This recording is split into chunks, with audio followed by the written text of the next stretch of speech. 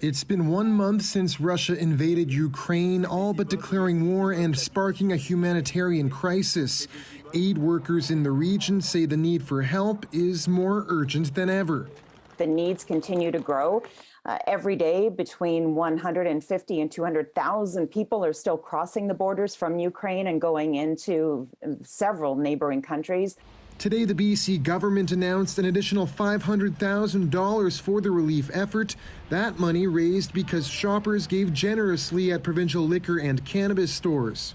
We still have some weeks ahead for donations, so we certainly encourage customers at our BC Liquor and BC Cannabis stores to make a donation.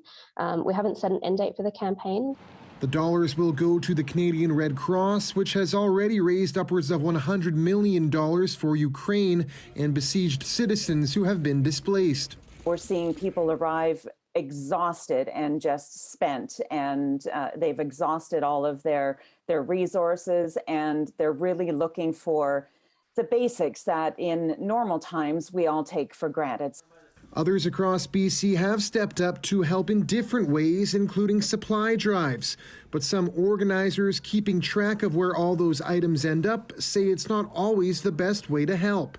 The amount of unsolicited donated stuff, whether it be clothes or medical supplies by very well-meaning people from all around the world, is now clogging up the border crossings into Ukraine, and it is delaying the vital supplies. The experts say cash donations routinely prove to be the most effective way to help out. And if you do intend to donate, make sure whatever charity you're giving money to is working directly with people on the ground in Ukraine. Ukraine needs help now. The last thing you want is for your giving to be sitting in a Canadian bank account 2 years from now. So you want to make sure that your money and your support gets into Ukraine and quickly. It might take some research on who you're giving to, but the effort can go a long way. John Hernandez, CBC News, Vancouver.